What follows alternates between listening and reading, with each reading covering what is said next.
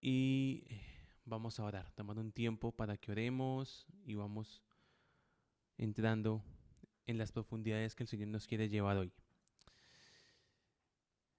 Padre, damos gracias, Señor, por la libertad, damos gracias por la revelación, por la luz que tú traes para no solamente liberar nuestras vidas, sino también territorios, Señor.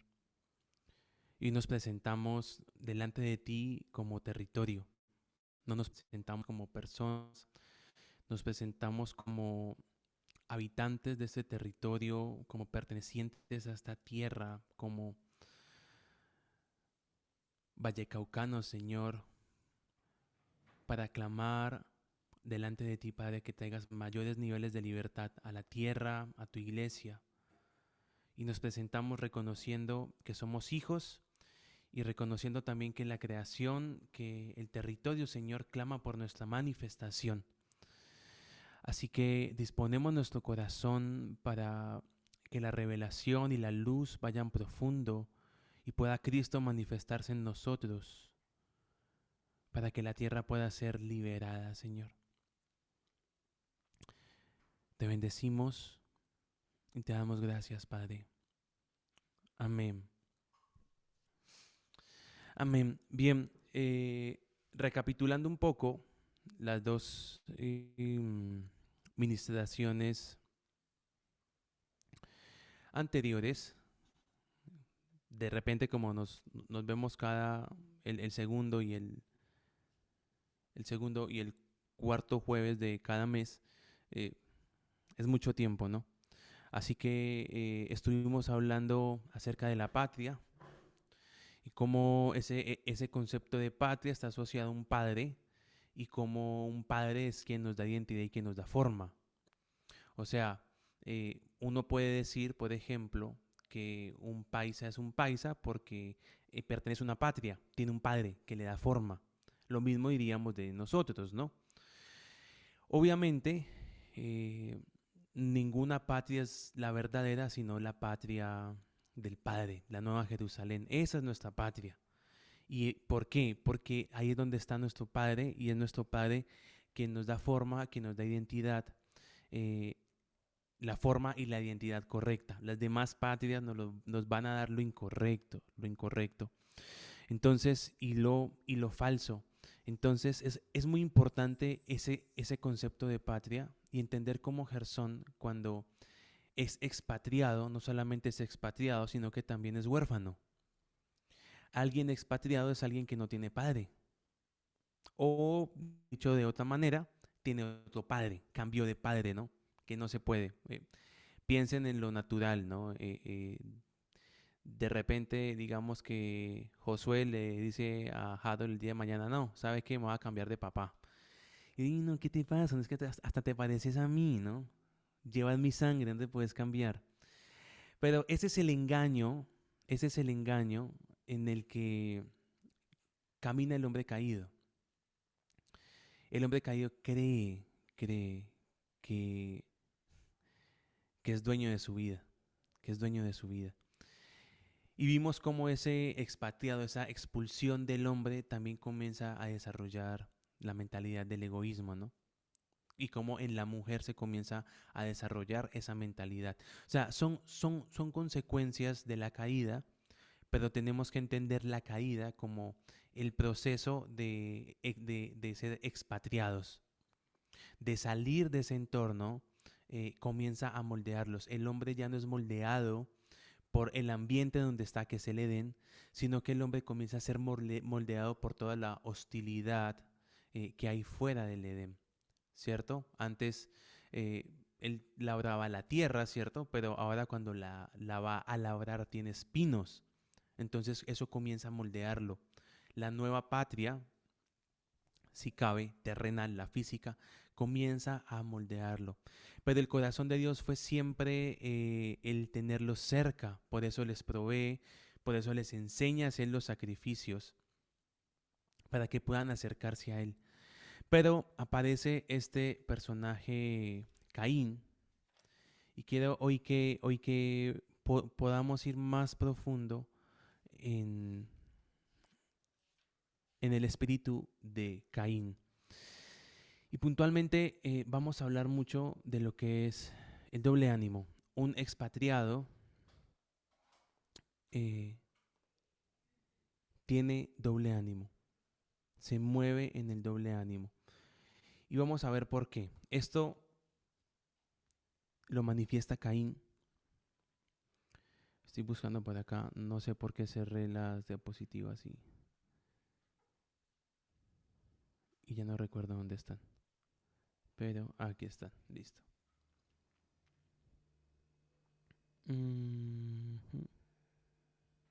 Listo, Génesis 4:16. Leo Biblia textual, cuarta edición. Dice: y salió Caín de la presencia de Elohim y se estableció en tierra de Nod frente a Edén. Otras traducciones van a decir al oriente. Eh, Aquí ya el hombre es completamente expulsado.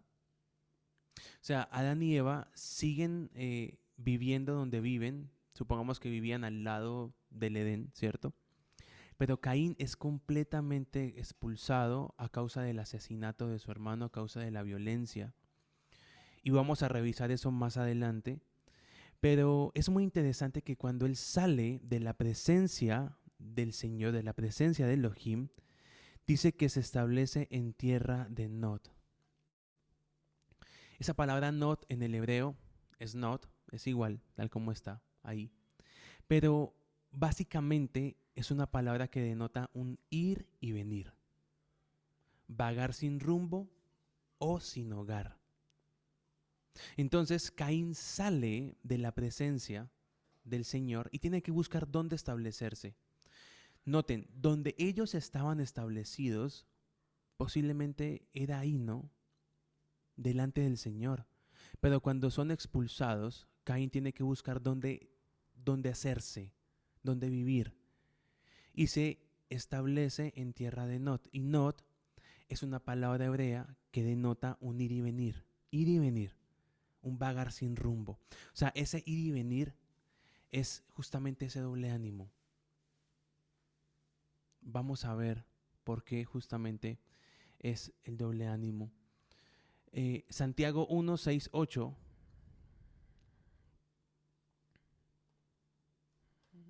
Voy a buscarlo, no lo tengo acá escrito. Los que tienen la textual no van a encontrar Santiago, dice Jacobo. Y si lo encuentran primero que yo, me dice después. Ya lo encontré.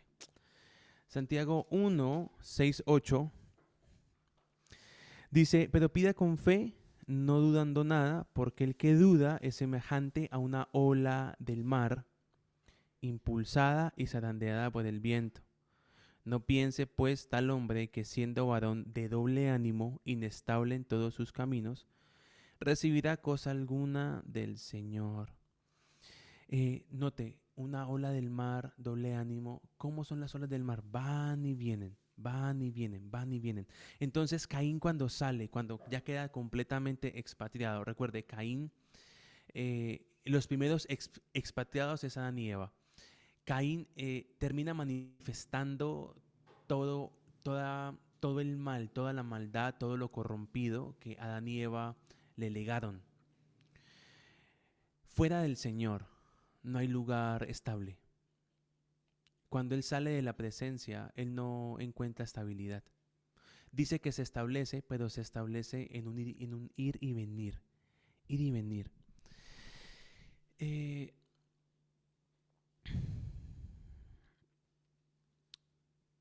El hombre lo que pierde, alguien expatriado, no tiene fe. No puede tener la fe de Cristo. A ver, tiene fe. Nosotros, la descendencia del primer Adán, puede crear cosas, ¿cierto? Este celular es creado por la descendencia del primer Adán. El computador que estoy usando, las notas, donde estoy transmitiendo, el micrófono, es creado por el primer Adán. El primer Adán tiene fe, pero la fe del primer Adán con el tiempo se gasta y comienza a dudar. O sea, todo lo que hace el hombre caído con el tiempo comienza a deteriorarse, aún la fe. La única fe que se va a mantener estable es la fe de Cristo.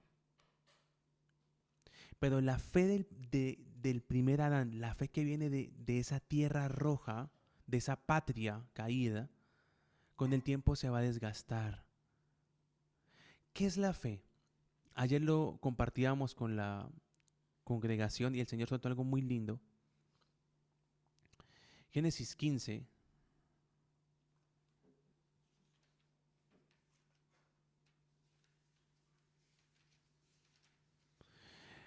Versículo 1 dice, después de estas cosas, la palabra de Adonai fue dada a Abraham en una visión diciendo, no temas Abraham, yo sostengo un escudo sobre ti, tu galardón será muy grande.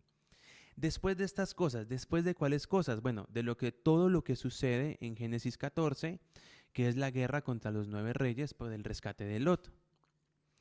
O sea, después de todas estas cosas, ¿cierto? Él se enfrenta a los 9 reyes, los vence, y se encuentra con Melquisedec y con el rey de Sodoma, y él decide darle los diezmos a Melquisedec y no darle ofrenda al rey de Sodoma, y Melquisedec le da pan y vino, y él come ese pan y vino. Después de estas cosas, la palabra del Señor vino a él, ¿cierto?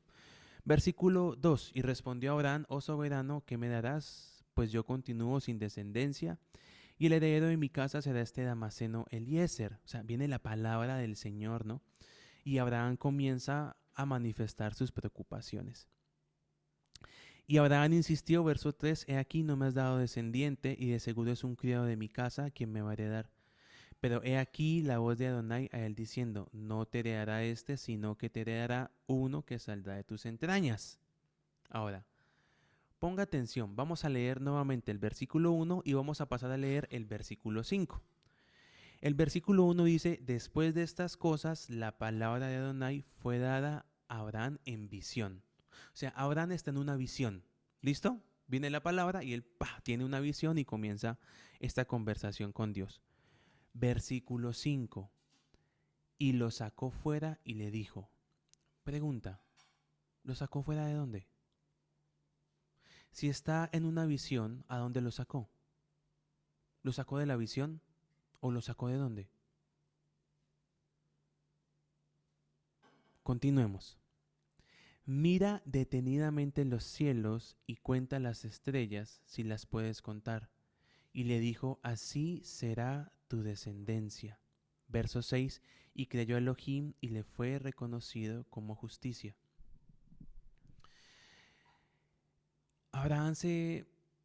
Dios se presenta ante Abraham y Abraham manifiesta su preocupación. ¿Y sabe qué hace el Señor? Lo sube. Ese lo sacó fuera, él lo está jalando. ¿Hacia dónde lo está jalando? A que mire los cielos y cuente las estrellas. O sea, ¿qué hace Dios? Dios está afirmando su palabra en él. Está soplando el propósito.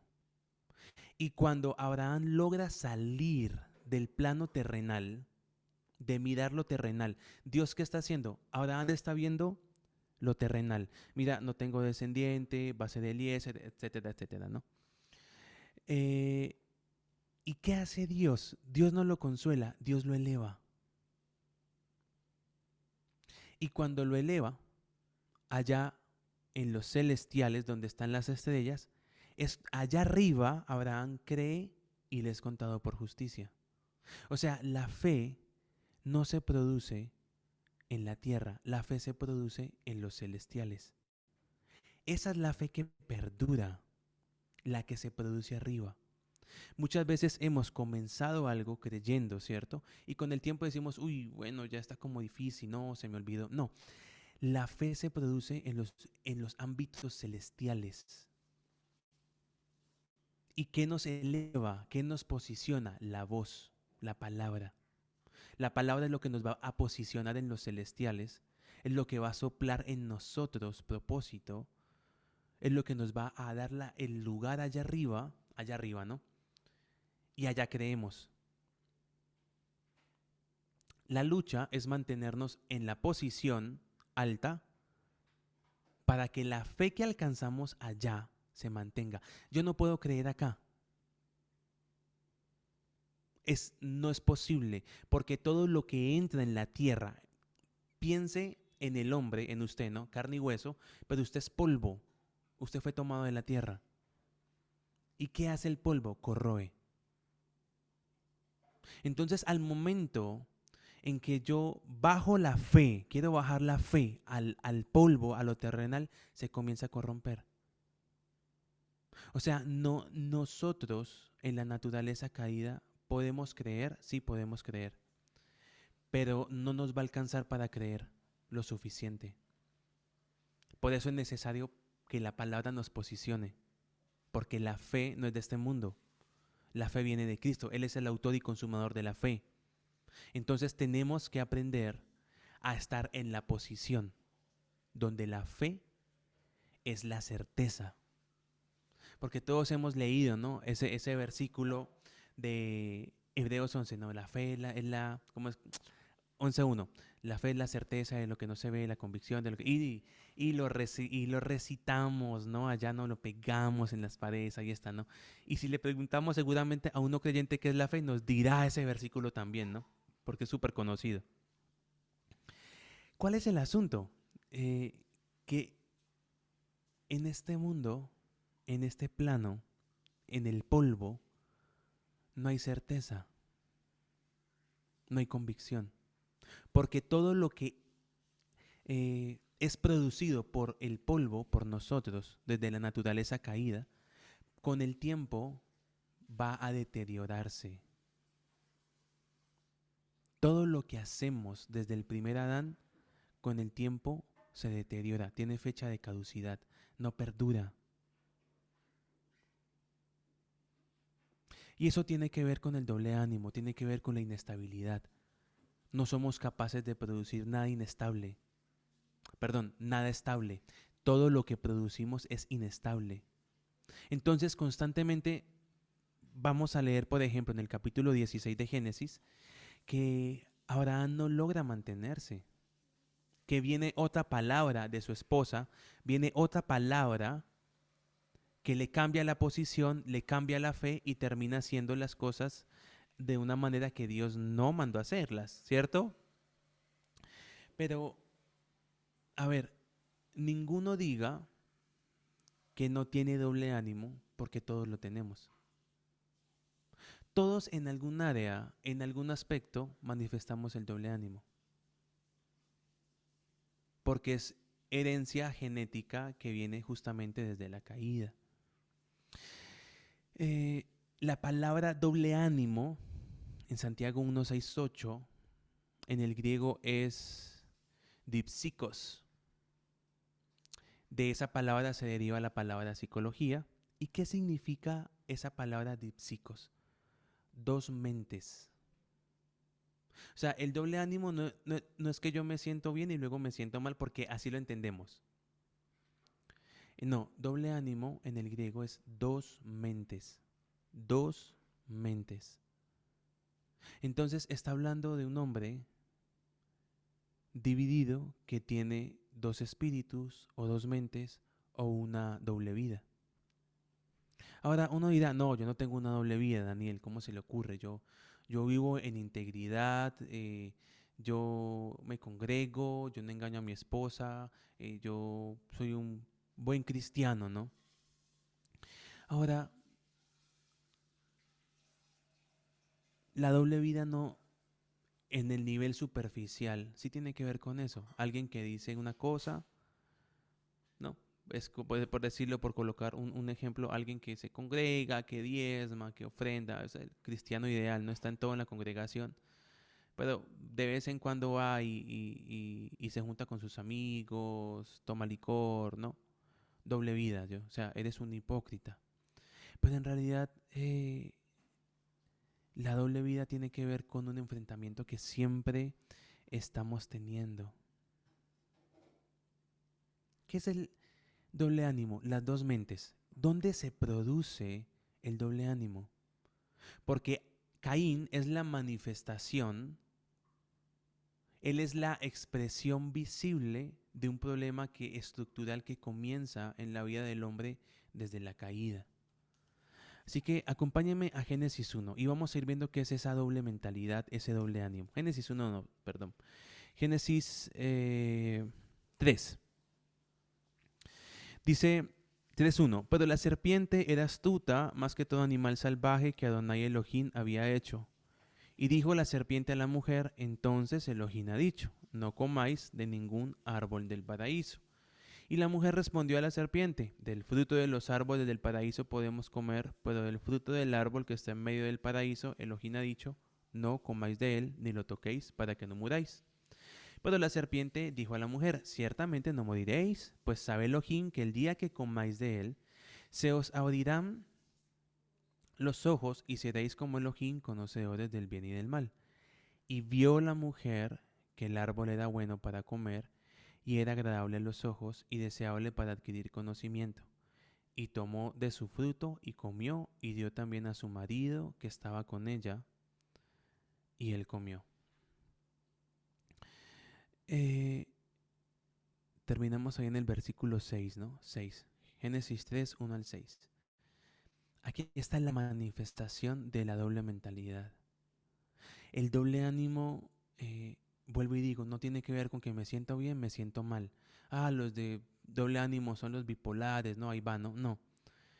Dos mentes. Ahora, vamos a usar un poco la imaginación. Suponga que Dios crea, ¿no? A Adán, ¿no? Y ahí está Adancito. Y de repente Dios le dice, mira, Adán, te tengo una tarea muy importante. Y es que nombre los animales. Entonces, bueno, Adán llama a los animales, los comienza a nombrar, ¿no? Y de repente dice, bueno, el hombre está como solo porque todos los animales vienen en parejas y ahí están, ¿no? Eh, y de repente dice, bueno, vamos a darle a la varona, a una mujer para que esté acompañada, una ayuda idónea, necesita estar completo. Dios le entrega a la mujer, ¿cierto? El varón la ve, cuando él la ve, él profetiza, o sea, cuando él ve a la mujer es muy tremendo porque él profetiza ahí y dice, bueno, carne de mi carne, hueso de mis huesos. Note cómo él fluye en revelación en ese momento. Él reconoce, él no pregunta, ¿y esta quién es? No, Dios, ¿qué es esto que me... no, ¿de dónde salió, no? No, él sabe quién es cuando la ve, él profetiza, él ya habla de ser padre, de ser madre. Por eso dejará el varón a su padre y a su madre. Ya, o sea, se le revela el diseño de la familia cuando él ve a la mujer. eh, y comienzan a vivir juntos, ¿cierto? Imagínenselos ahí en el huerto, caminando por el huerto los dos, ¿no? Comiendo manzanas, comiendo mango, comiendo melón, comiendo higos, ¿no? Van por ahí viendo todos los arbolitos, todos los días se levantan, recorren el huerto. Pasaban por el árbol del conocimiento y lo miraban y no les apetecía, no les llamaba la atención, lo veían feo. Hasta que un día aparece la serpiente. ¿Y sabe qué hace la serpiente? La serpiente divide al hombre, divide a la mujer. O sea, hasta el día en que aparece la serpiente, el árbol del conocimiento pasaba desapercibido delante de ella. Cuando aparece la serpiente, Eva no, la mujer comienza a mirar el árbol diferente. Ahora, ¿por qué? Porque antes de la serpiente el árbol no era apetecible. Porque simplemente Dios les dijo que no comieran de ese árbol. O sea, hasta que la serpiente apareciera, la única realidad que existía para el hombre y la mujer es lo que Dios había dicho. O sea, hasta ese momento, lo único que ellos conocían, lo que ellos experimentaban es lo que Dios dijo. Y bueno, de repente van el hombre y la mujer y bueno, mira, Dios nos habló de este árbol. Ay, sí, no, son manzanas, comámoslas. Pero cuando pasaban al lado del árbol del conocimiento, estaban tan mezclados, estaban tan posicionados en la palabra que Dios les había dado, que el árbol no era apetecible. ¿Qué es lo que hace la serpiente? La serpiente le está enseñando a la mujer que ella tiene la posibilidad de pensar diferente a Dios. Si hasta ese momento la serpiente pensaba igual a Dios, la serpiente, no, perdón. La mujer y el hombre pensaban igual a Dios. Cuando aparece la serpiente, la mujer cree que puede pensar diferente a Dios. Por eso ve el árbol diferente. O sea, la, la división, la doble mentalidad, las, las dos mentes en el hombre aparecen en el momento en que la mujer mira el árbol distinto. Ahí ya tiene dos mentes. ¿Por qué? Porque está pensando con la mentalidad de Dios, por un lado, y con la mentalidad de la serpiente. Dos mentes. Ahí se divide. Ahí aparece el doble ánimo. ¿Nos ha pasado que Dios nos pide algo y entramos en conflicto? A todos nos ha pasado, ¿no? Dos mentes, tenemos doble ánimo.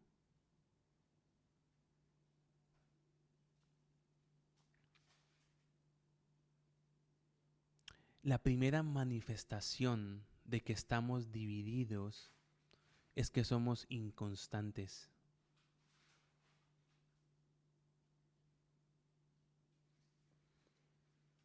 También una manifestación de eso es la variabilidad anímica. ¿Y esto a qué obedece? A divisiones internas. El hombre desde que cae está en esa lucha. Tiene dos mentes. Tiene dos mentes. Entonces, el modelo del hombre dividido se expresa en Caín cuando va a vivir a Nod, ¿cierto? Porque no logra establecerse en nada, pero también está expresado en Daniel 2, 31 al 33. Daniel, capítulo 2, versículo 31 y versículo 33. Pongámonos un poco de contexto con esos pasajes. Por acá el pastor Alex nos escribió, Santiago 4:8, la impureza produce el doble ánimo, vamos a tocarlo porque la impureza nos divide y tiene relación con Primera de Reyes 18:21. Exacto, la mezcla de los reyes hacía ser gente que tenía dos mentes, dos pensamientos. Recuerde, eh, el el engaño más grande que tiene el hombre caído es que él cree que es independiente. Es que él cree que él puede decidir. Miren, el hombre caído, el hombre sin Dios, no tiene libre albedrío. ¿Por qué? Porque siempre va a escoger el sistema. No tiene para dónde más ir. No tiene capacidad de elegir.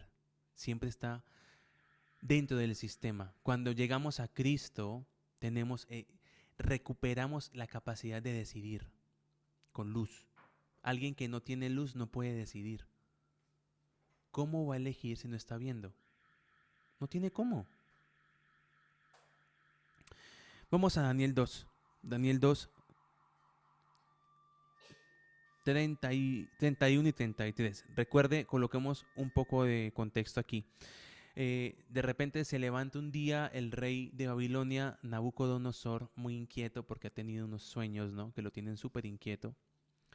Pero él como que sabía que los interpretadores de sueños y los magos de Mesopotamia, de Caldea, perdón, de Caldea, eran medio astutos. Así que él se las pone difícil. Dice, bueno, tuve un sueño que me tiene perturbado, muy perturbado, pero no se los voy a contar. Que vengan todos los intérpretes, los magos, los hechiceros y me cuenten el sueño y me lo interpreten. Porque es que si les cuento el sueño, usted me lo va a interpretar a mi favor. Y no, yo quiero saber la verdadera interpretación del sueño. Así que todos los magos entran en conflicto, ¿no? Todos los magos, todos los sabios. Y dicen, no, eso nadie lo puede hacer, ¿cómo se le ocurre? Hasta que aparece Daniel. Aparece Daniel y dice, bueno, deme un tiempo, yo me meto a preguntarle al Señor y vamos a sacar adelante, no mate a ninguno. Y Daniel finalmente le revela el sueño que tiene el rey Nabucodonosor. Y está aquí en el verso 31 al 33. Y está hablando de Daniel, dice, tú, oh rey, mirabas y he aquí una imagen colosal. Esta estatua, que era gigantesca y cuya gloria era muy sublime, estaba de pie ante ti y su aspecto era asombroso.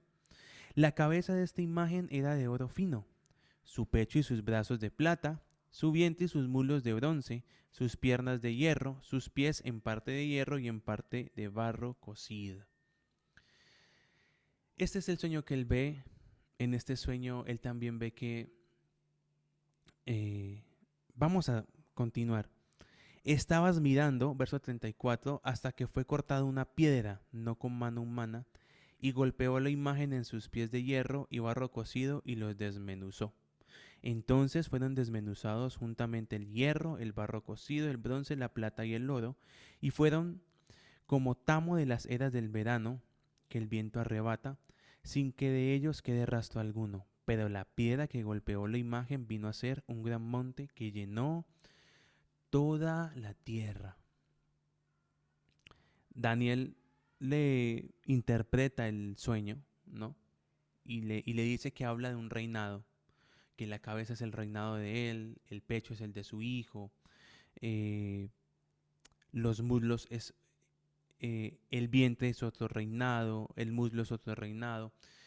Y ciertamente uno puede encontrar esa transición de el reino de Caldea, de los babilonios, pasando a los persas, luego ya pasando a los griegos y cómo el reinado de los griegos acaba siendo eh, dividido completamente. Pero la manifestación del hombre caído, expatriado, con doble ánimo, está en esta estatua. Entonces, Dios en esta estatua está revelando algo que está más allá de la interpretación de Daniel. La interpretación de Daniel es verídica, no estoy diciendo que no sea cierta, pero hay algo más que Dios quiere que veamos aquí, y es que en esta estatua Dios está revelando la naturaleza del hombre caído, del hombre sin patria. Y es muy interesante que justamente sea el rey de Babilonia. Babilonia acaba siendo la ciudad, la patria enemiga de Dios.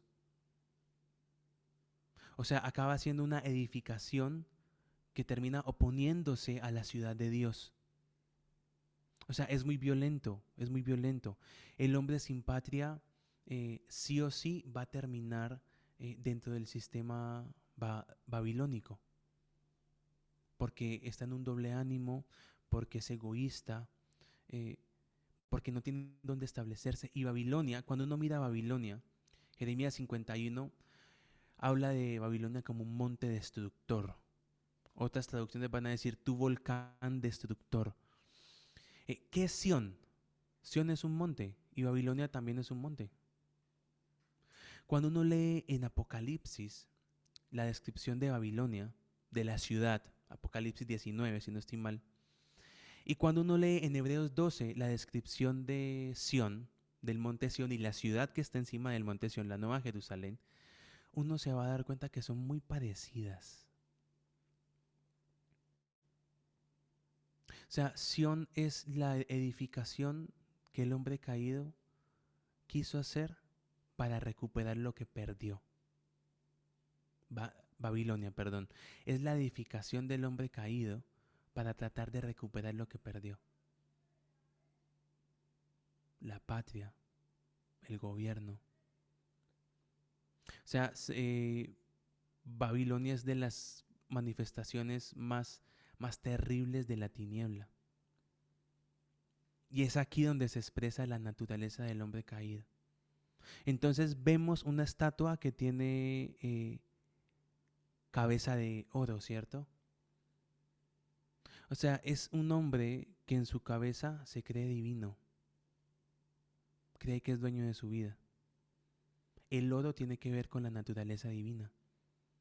¿Ustedes sabían que el oro no es de esta creación? O sea, ¿dónde se encuentra el oro? No en las minas, en los ríos.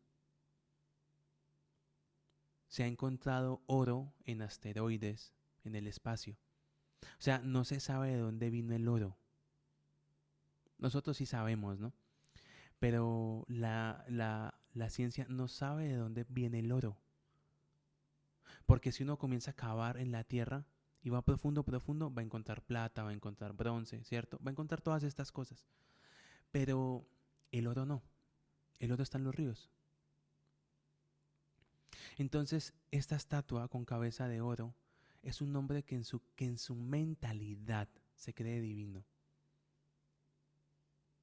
O sea, el proceso de degradación del hombre lo llevó a tal punto en que él cree que él es un ser divino, en que él cree que él gobierna sobre su vida, que él puede decidir.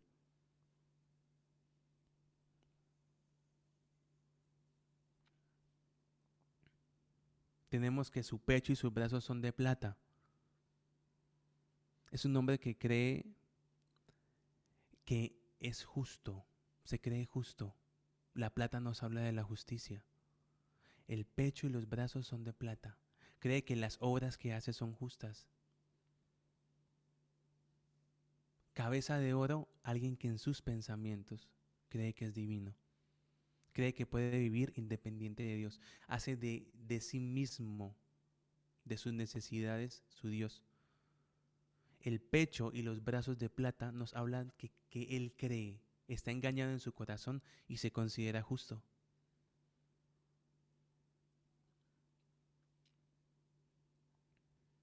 Pero su vientre es de bronce. ¿Sabe de qué nos habla el bronce? Del juicio. Es un hombre que está bajo juicio.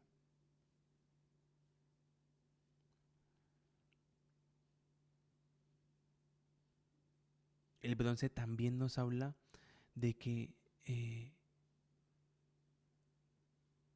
se cree fuerte en sí mismo, al igual que el hierro de sus muslos. Cree que es fuerte, cree que puede, cree que no necesita de Dios. Pero en realidad, la realidad, en lo que se asienta sus pies. Sus pies son de barro cocido y de hierro. Ustedes saben que el barro y el hierro no se, no se pegan, no se juntan. O sea, sobre lo que está parado el hombre caído es barro con hierro. Totalmente inestable. Es absolutamente débil. Porque con lo que se asienta en la tierra es totalmente débil y fragmentable. Hierro y barro. Ese es Caín. Ese es Adán. Ese es Eva una vez son expulsados. No tiene cómo sostenerse. Está engañado, ¿no? Sus pensamientos lo engañan, se cree justo, no se da cuenta que está bajo juicio, cree que es fuerte, que él por sí mismo puede hacer las cosas, alcanzar las cosas. ¿Sabe que hay algo que me molesta mucho? Hace algún tiempo estaba entrenando a los jóvenes de un pastor amigo y la mayoría estaban estudiando en la universidad, distintas carreras. Y un día llegó una jovencita hablando del amor propio, ¿no? Que uno tiene que tener amor propio, aceptarse como es, y bueno, ahí va, ¿no? Y me molestó tanto porque tenemos que aprender a aborrecernos como criaturas caídas. Tenemos que aprender a aborrecer lo caído en nosotros. Y no, bueno, pues yo me acepto, ¿no? Yo soy así, ¿no? Hoy quiero algo y mañana no, pero pues yo me amo a mí mismo, me acepto a mí mismo porque el amor propio, ¿no? Pase amor viejo. O sea, no, no, no. Tenemos que aprender a aborrecer la condición caída que está en nosotros. El discurso del amor propio lo único que hace es afirmar la genética caída en nosotros. Ahora, obviamente ese aborrecer, tenemos que aborrecernos desde el corazón del Padre. O sea, Dios nos ama tanto, Él discurso, ¿no? Dios ama, ¿cómo es que dice? Aborrece el pecado, pero ama al pecador. Eso es completamente mentira, o sea, eso no es cierto. No es cierto. La Biblia dice, tú aborreces al que hace el mal, tú aborreces al que hace pecado, o sea, al pecador. Es completamente incorrecto. Dios aborrece el pecado y aborrece al pecador. Ahora, cuando aborrece al pecador, no, pues aquí no, los gusanos de Jacob, Dios nos va a destruir, no, qué malo soy, no. Vernos desde el corazón del Padre implica que yo, toda la genética caída que tengo, la aborrezco. Yo no me aborrezco a mí, aborrezco la genética caída. O sea, no es una suerte de depresión, ¿no? Crónica donde no, soy caído allá, no, vengo de Adán y después de Adán, pues quizás yo venga de Caín también, ¿no? No, hay no, pues no. O si no es de Caín, pues vengo de Ismael, o sea, pero jamás podría venir yo de la cima. O sea, no, no. Tiene que ver con que ese aborrecernos desde el corazón del Padre nos potencia a crecer a la estatura de Cristo. O sea, el discurso moderno del amor propio es incorrecto. Tenemos que amar a Cristo por encima de lo que nos amamos a nosotros. Y cuando llegamos a eso es que podemos decir, esto lo desecho, esto está mal. ¿Sabe? Hay una palabra muy impresionante, Deuteronomio 6 creo que está. Dios le dice al pueblo, Shema, oye Israel, el Señor tu Dios uno es. Y amarás al Señor tu Dios con todo tu corazón, con toda tu mente, con todos tus pensamientos. Siempre me pregunté, esa palabra, oye Israel, es Shema en hebreo, Shema. O sea, le dice Shema Israel, Shema. Shema es oye y obedece. Ahora, ¿qué tenemos que oír y obedecer respecto a que Dios es uno? El Señor tu Dios uno es. Shema Israel, el Señor tu Dios uno es. ¿Qué tengo que obedecer de eso? Porque es que cuando Dios le dice eso al pueblo, Dios se les está revelando como el uno. El hombre está dividido y Él se les muestra como el uno. El hombre solamente va a poder unificarse en el uno, en Cristo. Por eso la estatua que ve que sueña Nabucodonosor es derrumbada por la roca. Porque no hay otra forma de que el doble ánimo sea vencido, que la doble mentalidad sea vencida, si no es con la roca. El salmista va a decir, tú eres la roca firme. Recuerde el significado de not, inestabilidad. O sea, ¿qué necesita el hombre de doble ánimo? Ser golpeado por la roca, ser destruido. Y no, bueno, ¿será que no hay un pegante que me pegue el hierro con el barro de los pies a ver si no soy tan inestable? Y de repente un pegante que me una la plata con el oro, ¿no? Y con el hierro y el bronce, y quizás quedo una sola estructura y no me veo tan dividido. No, no lo hay. O sea, Cristo no va a consolar nuestra condición caída, va a destruirla. O sea, es una guerra que es violenta. ¿Por qué? Porque de repente nosotros estamos enseñados a vivir con pensamientos, con una mente separada de la mente de Dios. O sea, para nosotros es posible una realidad diferente a la que Dios habla. Entonces Dios nos dice algo y ¿por qué dudamos? Porque pensamos que es posible que exista algo diferente a lo que Él acaba de hablar. Mente dividida. Tengo dos mentes. Con una mente quiero creerle, con la otra mente y bueno, no le creo. Dos mentes. Creo que puede existir algo diferente a lo que Dios ha dicho. Creo que puede pasar algo diferente a lo que Dios ha hablado. Y mire lo que acabamos de leer en Santiago. El que así pida, mire, cambie la palabra pedir porque el que así crea no va a recibir. Entonces estamos, bueno, mire, yo he estado peleando por creer, ¿no? pero no se me da. Estás con doble ánimo, tienes dos mentes. O sea, al momento en que Dios me entrega una palabra, yo necesito, esa palabra me posiciona y esto es muy violento. Cuando Dios nos habla, la palabra de Dios nos eleva. Él no se baja. Y bueno, no, aquí estoy, ¿no? A tu estatura, Dan, ¿no? No, Él nos eleva. Porque allá arriba podemos creer. Cuando si Él se bajase, no podríamos creerle. ¿Se da cuenta que Cristo hubo lugares donde no pudo hacer milagros? ¿Por qué? Porque no había fe. Pero lo tenían enfrente, habían escuchado de sus milagros. ¿Por qué no puedes? No hay fe. ¿Por qué? Porque están en el primer Adán. Están en este plano. Lo mismo le pasaba a Abraham. Estaba en este plano. ¿Y qué hace Dios? Lo sube. Mira los cielos. Cuenta las estrellas. Dice que lo saca afuera. ¿Afuera de dónde? Él estaba en una visión. ¿De dónde lo saca? Ay, pues de la tienda. ¿Saben que nosotros somos tiendas? ¿Que mi cuerpo es una tienda? ¿Es un tabernáculo?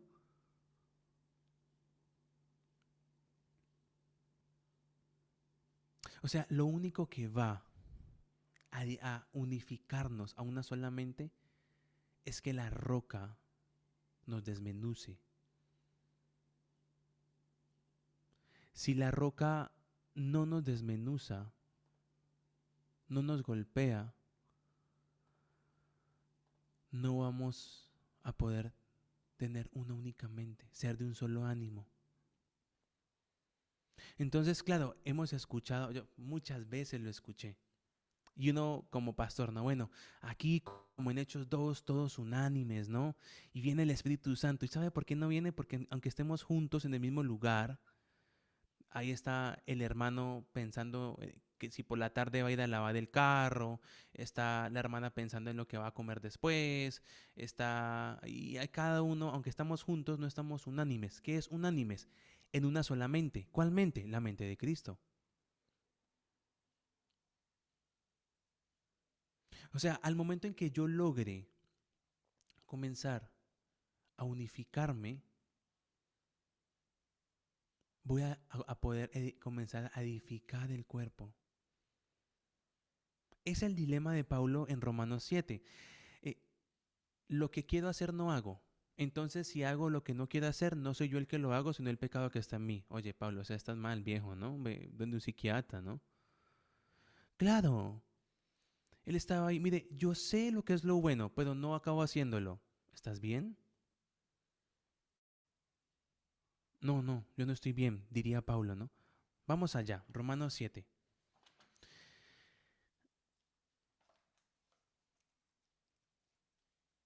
Romanos 7.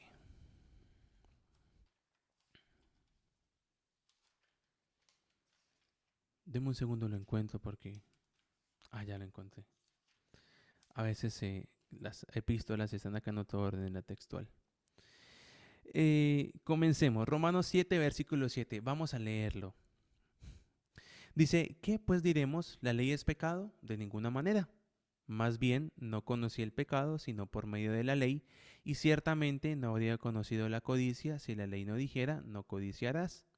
Y el pecado, aprovechando la ocasión por medio del mandamiento, produjo en mí toda clase de codicia, pero sin ley el pecado está muerto. Así que, en un tiempo yo vivía sin ley, pero cuando vino el mandamiento, el pecado revivió, y yo morí, y me encontré con que el mandamiento que era para vida, me resultó para muerte. Versículo 11.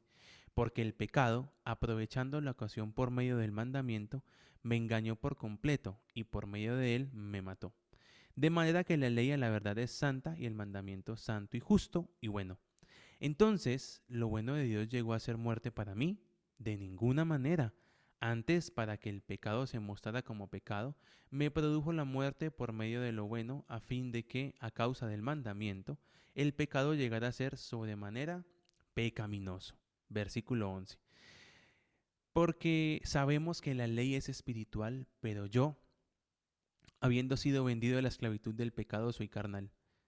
Aquí empieza el tema del doble ánimo, las dos mentes. Versículo 15. Porque no comprendo lo que hago, pues no hago lo que quiero, sino lo que aborrezco, eso hago. O sea, uno aquí se comienza a preocupar por Pablo, ¿no? Versículo 16.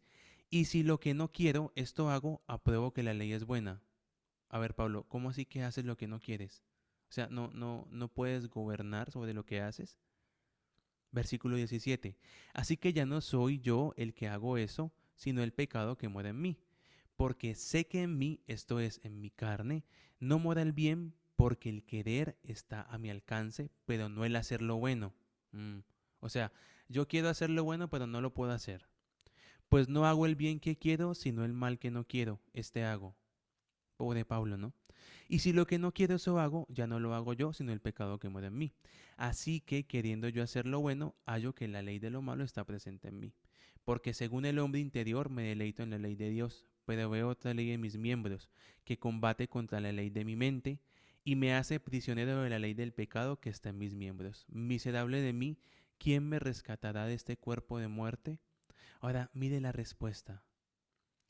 Gracias a Dios por Jesucristo, el Señor nuestro, la roca. La roca viene a destruir. La roca viene a tumbar la estatua.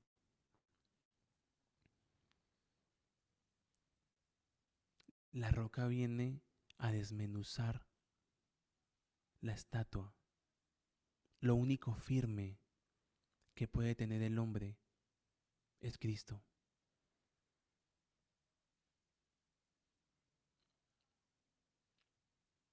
Cuando la roca nos destruye, ¿ustedes creen que cuando Dios le dijo a Cristo que caminara por encima de las aguas, Cristo en algún momento habrá pensado que no era posible? Piense cuántas veces él se montó en una barquita, cuántas veces de niño fue al mar de Galilea y se bañó en el mar. O sea, él se había hundido en ese mar en el que andó. Él se había hundido, había metido sus pies, había caminado, había nadado en ese mar. ¿Y ustedes creen que en algún momento él dijo, hey, pero es que yo me acuerdo que a mis 11 años casi me ahogo, ¿no? Mi papá Pedro me tuvo que rescatar porque mi primo Juan me estaba ahogando, ¿no? Ahí jugando. Eh, ¿Ustedes creen que él se acordó de eso? No. Aunque él se había hundido en las aguas muchas veces, cuando Dios le pide que ande, para él no existe otra posibilidad. Esa es la firmeza. Cuando la roca nos golpea, lo único que consideramos posible es lo que Dios habló y es lo que Dios habla. Siempre y cuando la roca no nos golpee, vamos a considerar muchas otras posibilidades. O sea, el veneno de la serpiente, la picadura de la serpiente en la mujer, ese veneno, ¿qué es lo que hace? Nos permite pensar diferente a Dios. Crea otra mente, nos divide.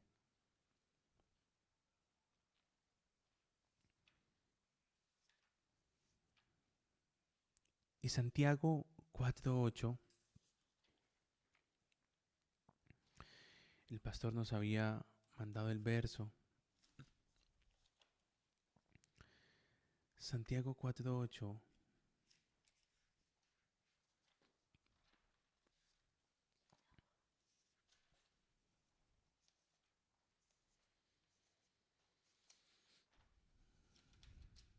dice,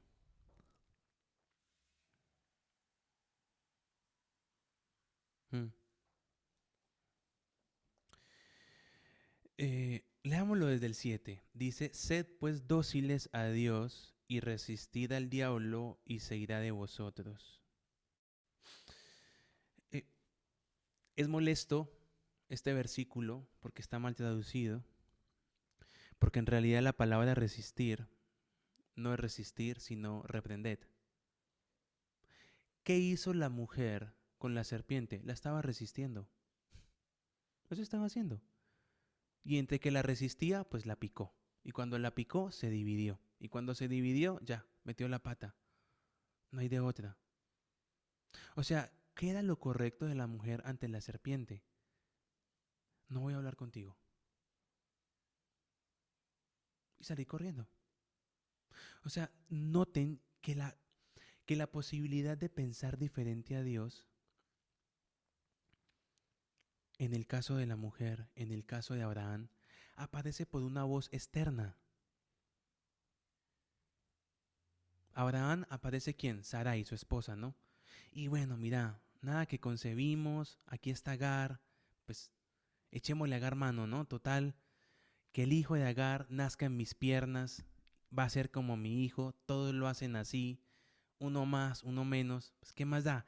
Quizás Dios quería hablar de eso, ¿no? Quizás Dios metafóricamente dijo que era de mi vientre, pues en realidad, si lo pensamos a la cultura de este mundo, si Agar lo tiene y el niño nace en mis piernas, va a ser como mi hijo, porque así lo hacen todos. No, mira la vecina ya, ¿no? Lo hizo así también. Pues echémosle, hagámosle así, ¿no? Total, Dios ya lo prometió. Un hijo es un hijo, ¿no? Y no, si ella queda en embarazo es porque Dios quiere que quede en embarazo, ¿no? Eh, Doble mentalidad. O sea, no estamos a alturas, no estamos a alturas como iglesia de jugar a Gedeón con Dios. Bueno, Señor, si tú quieres que esto sea así, es porque se da. No, espérate, o sea, eso no es. ¿Cuál es la certeza?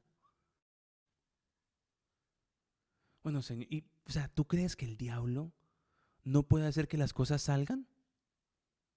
No, yo le dije a Dios, Señor, si tú quieres que yo vaya, yo que sea, donde sea, ¿no? Eh, haz que llegue el dinero. Ay, llegó, seguramente es de Dios. ¿Tú crees que el diablo no te puede dar plata?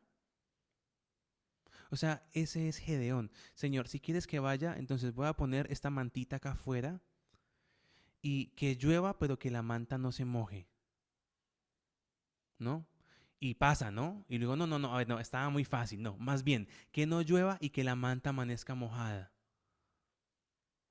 Y bueno, no, ahí va él, ¿no? Eh, como hijos somos llamados a movernos en certeza de fe, no a jugar a las pruebas con Dios. Porque cuando comenzamos a jugar con Dios a las pruebas y a las confirmaciones, ahí es cuando el doble ánimo aparece. O sea, la doble mentalidad nos va a jugar en contra. La serpiente va a moverse con la mentalidad dividida. O sea, la serpiente le proveyó a Eva el camino para tomar del fruto. Y creemos que no nos va a proveer a nosotros.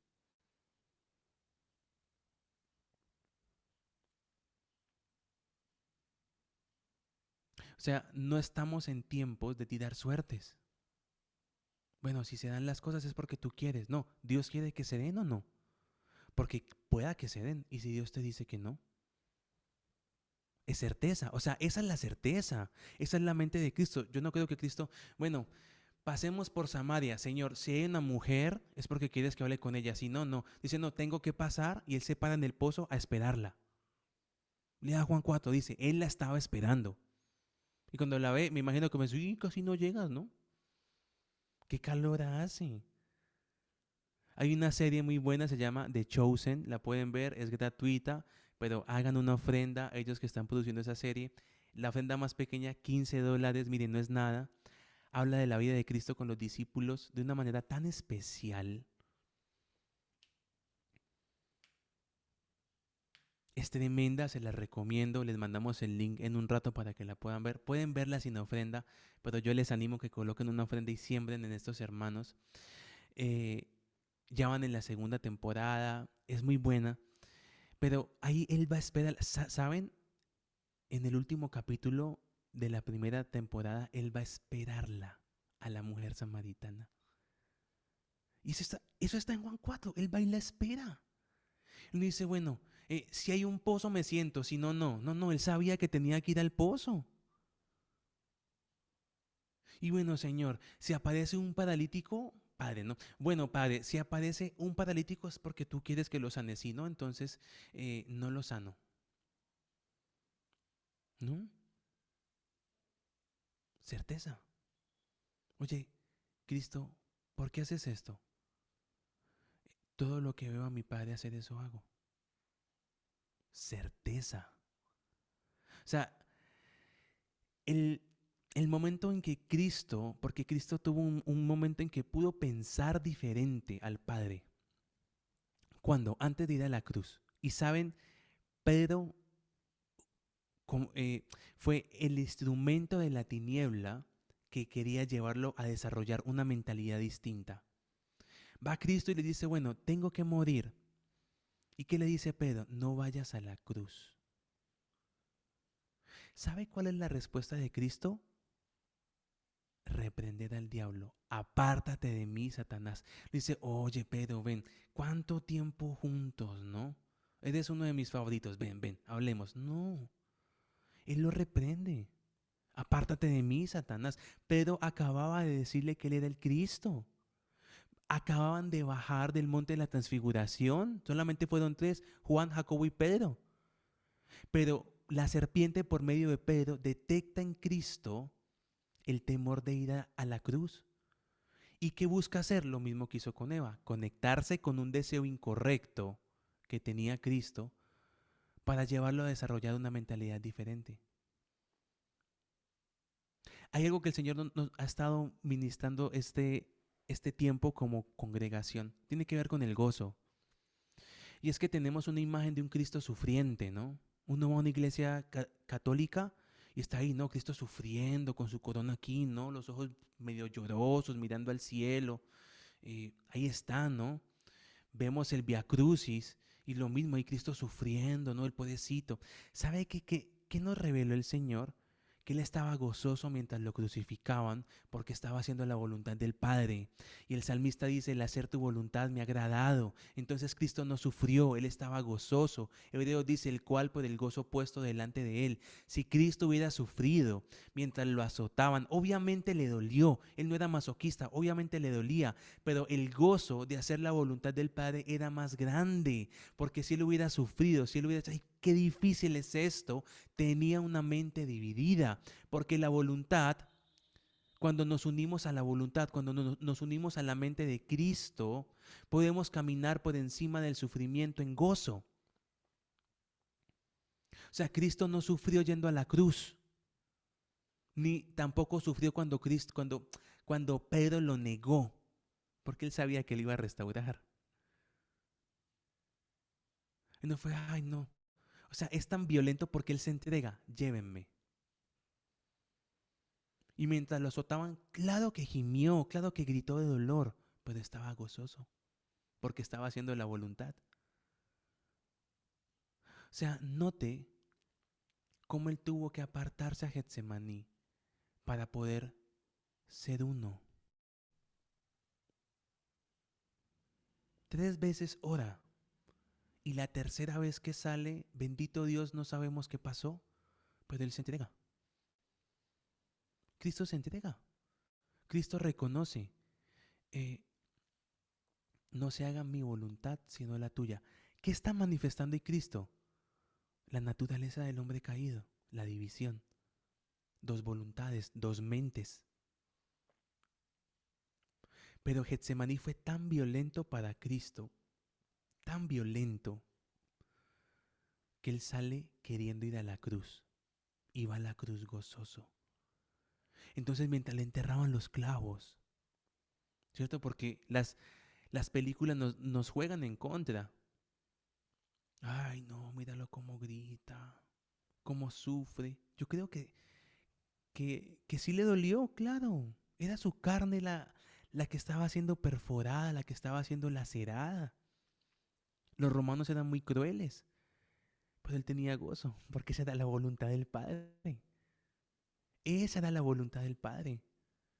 Entonces, hay una mente, dos mentes. Hay una mente que está conectada a lo terrenal. Y hay una mente que quiere conectarse a lo eterno. Sigo en Santiago, versículo 8. Acercaos a Dios y Él se acercará a vosotros. Limpiaos las manos, oh pecadores, y purificaos los corazones, los que sois de doble ánimo.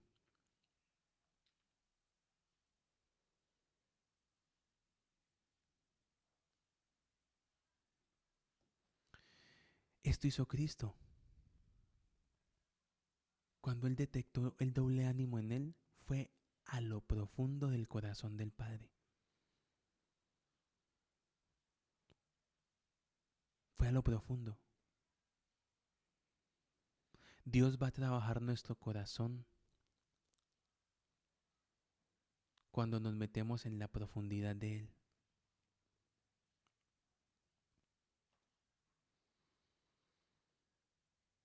Nos comparte aquí el pastor, la carne se duele, pero el espíritu se goza, porque el gozo es fruto del espíritu. Eso experimentó Cristo. Ahora, ¿qué es acercarnos a Dios?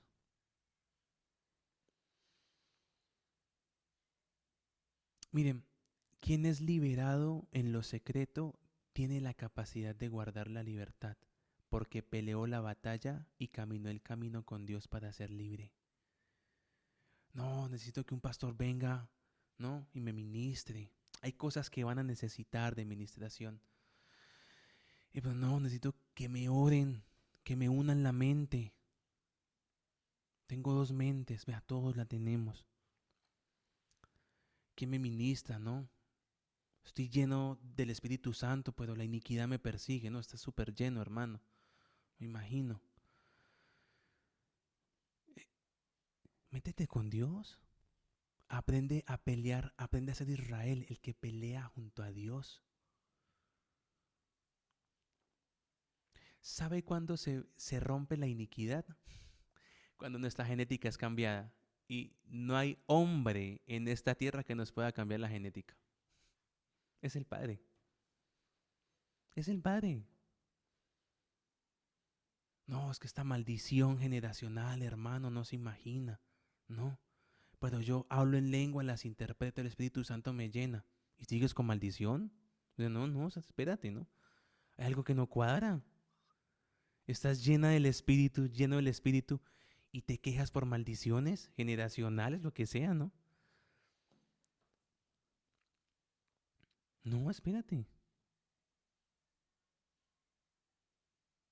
Tenemos que aprender a pelear, a ser liberados en lo secreto.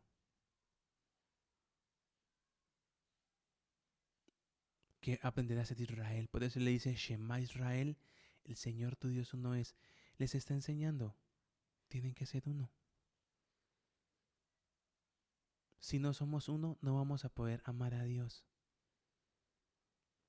Mire, y respeto, amo a la profeta Ana, tengo todos sus libros, tengo aceites de ella, los usamos, ministramos con los aceites, cuando el Señor nos guía, revisamos los libros, pero tenemos que aprender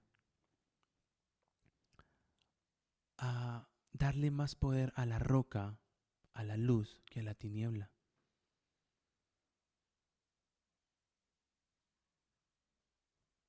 O sea, no hay nada más violento que un hombre o una mujer decididos. Pues o me liberas, Señor. Ahí está Jacob, ¿no? O me bendices o me bendices. ¿Y sabe qué es lo lindo? Que Dios, el ángel, pudiendo mandarlo a volar de un empujón, se deja vencer. Hasta ese día, bendito Peniel, bendito encuentro de Jacob con el ángel. Porque hasta ese día, ¿sabe qué pasa con Jacob en su encuentro con el ángel? La roca lo golpea. Hasta ese día Jacob hacía las cosas como él quería. Hasta que llega el ángel, ¿no? Con la espada y le mete su espadazo y lo deja cojo. Y cuando ya es cojo puede ser Israel. ¿Por qué? Porque hasta ese día Jacob podía salir corriendo. Él engaña a Esaú y se va corriendo.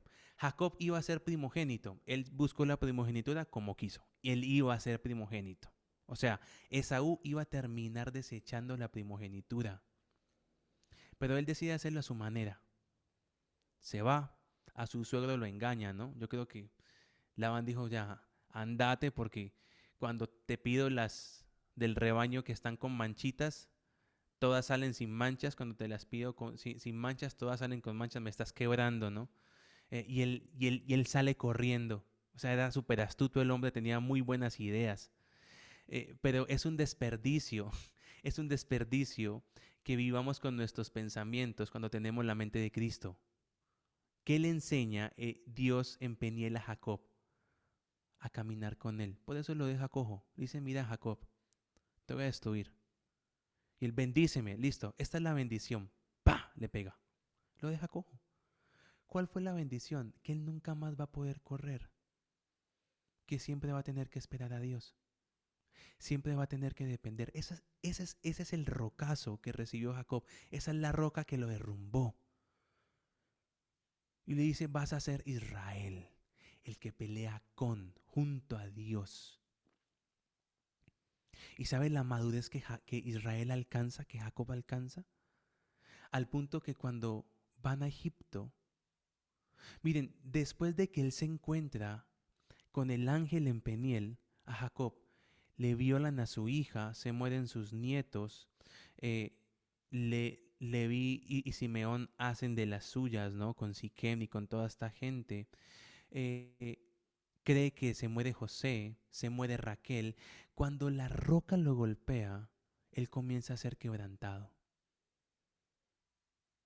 Hasta su encuentro en Peniel, Jacob era un tipo próspero, feliz y maravilloso. Después de que el ángel lo golpea con la espada, Jacob comienza a experimentar a Cristo, el varón experimentado en quebranto. Se muere Raquel, le violan su hija, sus nietos se mueren, los hijos de Judá. Rubén se acuesta con la concubina. Eso fue antes. Eh, a José lo entregan el preferido. Sufre, sufre, sufre. Porque la roca lo está. ¿Cuál es el proceso que empieza él después de recibir el golpe con la espada? Recuerde que leímos en Daniel que la roca tumba la estatua y se vuelve en un monte que llena todo. Eso es lo que él está experimentando. Ya la roca lo golpeó, ahora la roca lo está llenando, se está volviendo en un monte. Y cuando él llega a Egipto y él ve a José y se alegra mucho, y él llama a José, ¿no? Y José le trae a sus dos hijos, Efraín y Manasés. Manasés y Efraín, porque Manasés es mayor. Eh, y le pone a Manasés a la derecha y Efraín a la izquierda, porque el mayor va a la derecha. Y él los va a bendecir, ¿no? Jacob ya no veía bien, él ya no veía bien. ¿Y qué hace Jacob? Pone la mano izquierda sobre Manasés y la mano derecha sobre Efraín, ¿no? Él hace esto, las cruza las manos. Eh, y José le dice, no, no, no, lo estás haciendo mal, no, no, no, papá, te estás equivocando. Y ahí sale Jacob como un profeta amado y dice, no, no, no, no me estoy equivocando, yo sé lo que estoy haciendo. La madurez que él alcanza. ¿Y sabe él qué hace con los hijos de José? Él los toma como hijos suyos. ¿Sabe por qué? Porque ellos son hijos de una egipcia. Tenían la simiente corrupta. Y cuando él los bendice, les está cambiando la genética. ¿Sabe cómo bendicen los padres a sus hijos en Israel? Dios te haga como Efraín y Manasés. Esa es la bendición que un papá le da a sus hijos todos los días. Antes de dormirse, Dios te haga como Efraín y Manasés. O sea, Jacob le cambió la genética a sus nietos porque tenían genética egipcia. Y uno puede pensar en otros hombres. Los hijos de Moisés tenían genética de, olvidé ahora, de, de uno de los hijos de Abraham que no tiene herencia. Tenía la genética. Creo que por acá lo tengo.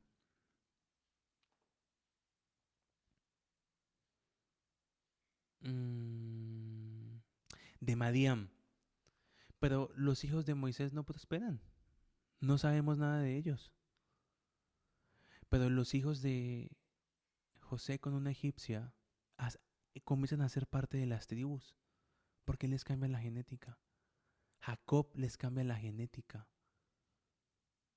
O sea, esa roca que lo golpeó en Peniel. No, y es que con todo y eso es muy cómico porque cuando ya se van a encontrar con Esaú, ¿sabe qué hace Jacob? Él manda primero a las siervas con los hijos. Eran hijos de él, ¿no? Pero él los manda de primeros. Vayan primero, ¿no? Y él se queda de último con Raquel y con José. Y dice, bueno, si Esaú está muy bravo conmigo, pues agarra a los primeros y yo me di cuenta, alcanzamos a irnos corriendo. Cojo y todo, salgo corriendo, ¿no? Buenas ideas. Pero Dios los sorprende.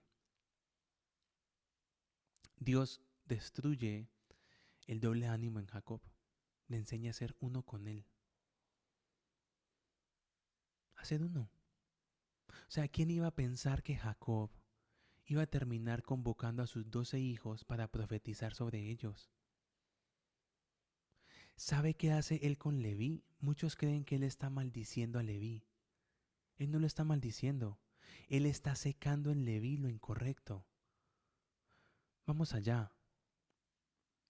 Génesis 41. Y vamos cerrando.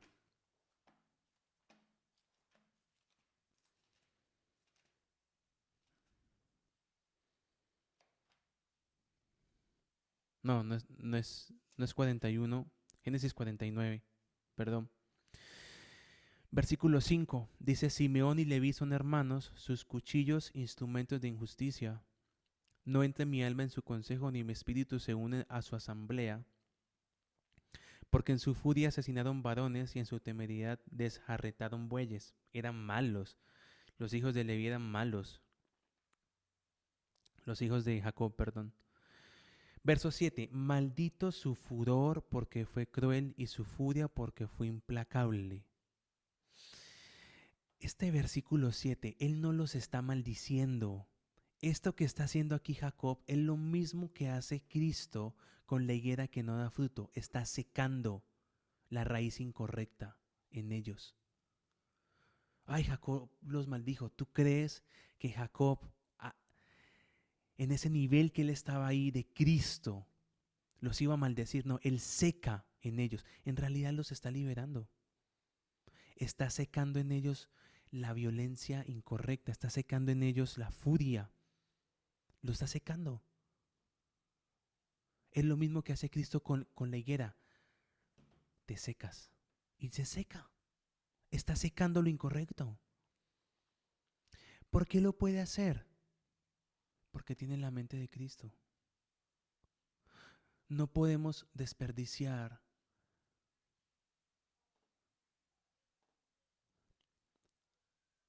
nuestro tiempo, nuestra energía psíquica en nuestros pensamientos. Si tenemos la mente de Cristo, como dice Pablo, pues que la mente de Cristo se manifieste. Pero necesitamos que esa roca que no es cortada por mano de hombres nos golpee. Destruya toda división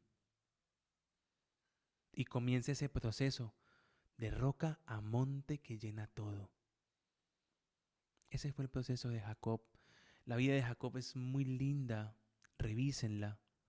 Miren cómo su vida cambia después del encuentro con el ángel, después de que Dios lo bendice. Su vida cambia totalmente. Antes se salía con la suya, ya no. El pobre está viejo, está cojo. O sea, antes estaba ahí Jacob, no corría con ánimos, no tenía ideas, engañaba a la gente. Y después de ahí lo vemos cojeando, ¿no? Y Jacob, ¿qué hay de tu vida? Bueno, ayer violaron a mi hija y y dos de mis hijos mataron a toda una población entera. Mi cuarto hijo, que es Judá, le gusta acostarse con prostitutas y es injusto, ¿sabe? Y por culpa de su injusticia se han muerto mis nietos. Y Jacob, ¿qué más te ha pasado? Mi hijo José está muerto. Tengo aquí su manta, ¿no? Llena de sangre. Ese es Jacob después de Peniel. Cristo comienza a unirlo. La roca se comienza a convertir en un monte que comienza a llenar todo.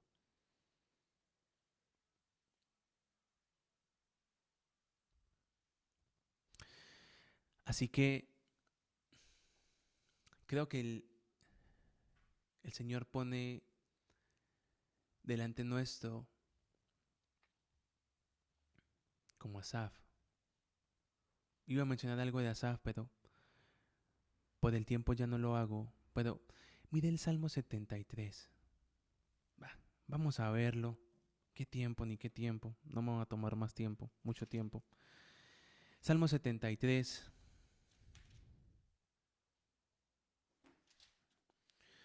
Vamos a leerlo. Leamos el versículo 3. Bueno, verso 1, verso 2, verso 3. Dice, oh Israel, ciertamente Elohim es bueno para con los limpios de corazón. ¿Quién es un limpio de corazón? Alguien que no tiene doble ánimo. Recuerda que hablamos que los impuros de corazón limpien su corazón, los que son impuros, lo leímos en Santiago, para con los limpios de corazón, para los que son de un solo ánimo, los que no tienen doble ánimo. Versículo 2, en cuanto a mí, casi se deslizaron mis pies, por poco resbalaron mis pasos. ¿Por qué le pasa esto? Recuerde la estatua, pies de bronce con hierro, no tiene cómo sostenerse, es inestable.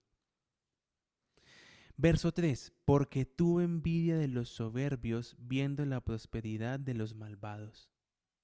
¿Cómo? Esto lo está diciendo Asaf. Él no está siendo poético.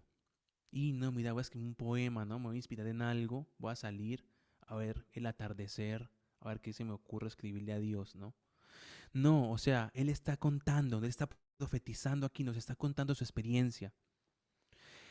¿Por qué casi resbalan sus pies? Por lo que dice en el versículo 3, porque tuvo envidia de los soberbios viendo la prosperidad de los malvados.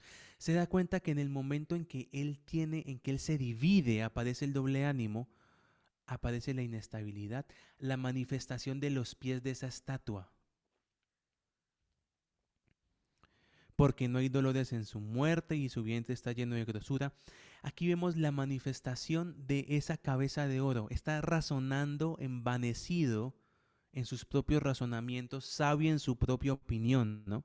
Ahí está. Sigue él ahí. Puede usted leer el Salmo 73 después.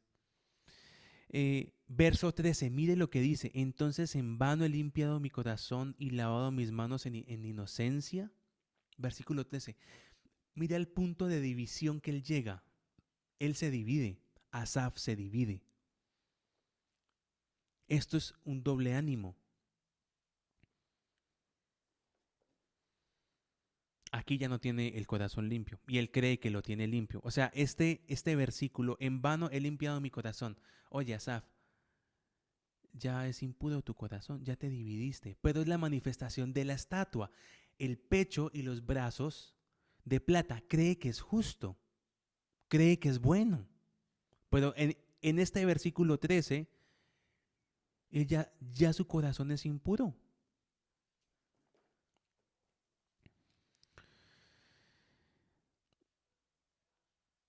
Versículo 16 dice, meditaba pues para entender esto y resultaba ardua tarea ante mis ojos. Se da cuenta, Asaf era un profeta tremendo. Pero como cuando él comienza a dividirse, a separarse, a tener dos mentalidades, él trata de entender a partir de su razonamiento, a partir de lo que él ve. Y bueno, es que a mí me parece, no, yo opino que el vecino, o sea, todos los días está en rumbas y nunca le pasa nada malo. Y yo que diezmo, ofrendo, primicia, siembra, todo lo que todo lo que hagan, ¿no? Todo lo que se inventan hoy aún. Y no, y me va como medio mal. ¿Y no será que estás dividido? O sea, si sigues viendo cómo prospera el malvado, ¿te das cuenta que para acercarte a Dios tienes que purificar tu corazón? O sea, tener una sola mente. Yo le oro a Dios todos los días, usted viera, ¿no? De madrugada, mediodía, de noche. Mis oraciones por la comida son de 3 horas. O sea, yo comienzo a orar desde las 10 de la mañana para que el almuerzo a la 1 nos coja bien a todos, ¿no? O sea, así de santo soy. Y bueno, ¿no? Y estando, pues estás dividido, hermano, estás dividido. Pareces Asaf, estás dividido. Ahí estamos, ¿no? Versículo 17. El 16 dice, meditaba para entender esto y resultaba ardua tarea ante mis ojos. Miren, no podemos entender nada en nuestra capacidad. O sea, este es un engaño también de esa cabeza de oro. Yo puedo entender las cosas que pasan. Yo puedo sacar conclusiones. Versículo 17, es hermoso. Dice, hasta que entrando en el santuario de Dios. Ah, al fin cayó en cuenta. Cayó en cuenta. ¿Sabe qué tenía que hacer Asaf para entrar al santuario? Tenía que purificarse. Tenía que limpiarse. Tenía que ofrecer un sacrificio por sus pecados. O sea, ese entrar al santuario no es como que, bueno, ahí llegué a la congre, ¿no? Y entro y voy allá, voy al baño y todo, no. Para ellos entrar al santuario tenían que pasar un proceso de purificación. O sea, Asaf cae en cuenta que está dividido y se reconoce y dice, tengo que purificarme. Y cuando entra al santuario dice, entendí. Se unifica una solamente y puede entender. Pero revisen pasos para entrar al santuario. O sea, entrar al santuario era tan complejo que cuando llegaba el día en que el sumo sacerdote entraba hasta el lugar santísimo, a él le ponían una cuerdita en el pie. ¿Por qué? Porque de pronto entraba y se moría. Entonces, si el sumo sacerdote, que era el más preparado para entrar, se murió, ¿quién entra a sacarlo? O sea, el que entra se muere. Entonces les tocaba que sacarlo arrastrado. Se murió. Bueno, saquémoslo. Y ellos estaban arrastrado, ¿no? O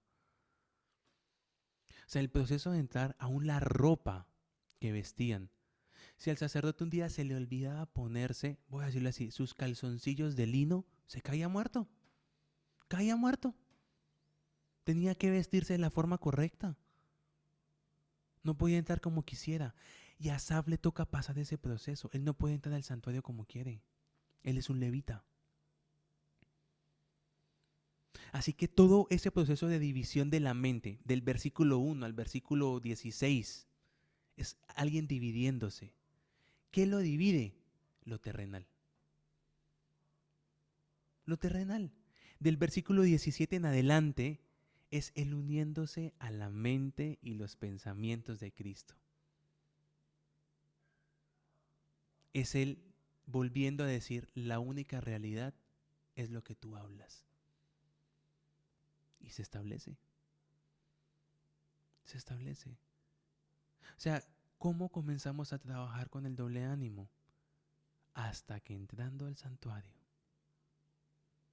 O sea, tenemos que revisar, bueno, cómo se entraba al templo, ¿no? ¿Cómo se entraba al templo? Había un sacrificio de un animal, los sacerdotes tenían un proceso, ¿no? No entramos como queremos. Y eso nos salva, la roca. Entrar al santuario, Cristo. Él es el tabernáculo. Él es. No, no, venga, tengo como malos pensamientos. Pastor, ábrame la congregación. Uy, mi hermano, son las 3 de la mañana, ¿no? ¿Y cómo me llama hasta ahora, no? No, no, pues es que tengo que ir al santuario. No, no, no, no, no, no, tiene que salir corriendo para la congre.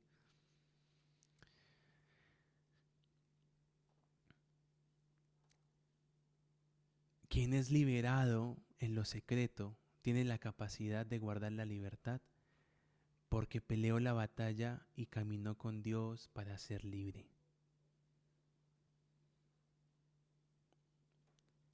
Amén. Vamos a orar. Me pasé unos minutos. Padre,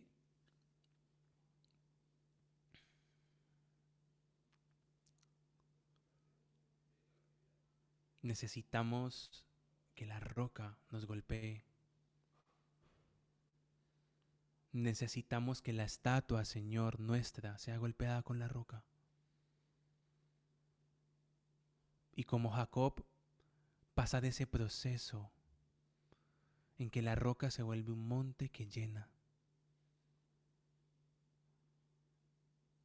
No queremos caminar, deleitarnos o andar en nuestros pensamientos, en nuestras ideas, porque son trapo de inmundicia, son inútiles, son fatuas, Señor.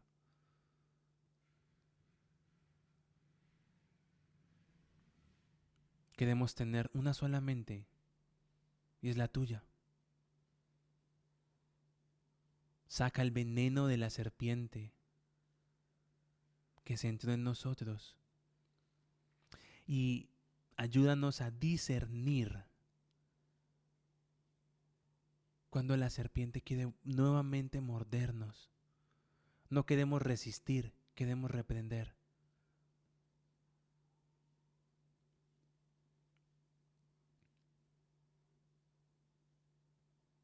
Te bendecimos, Padre. Te bendecimos. Amén.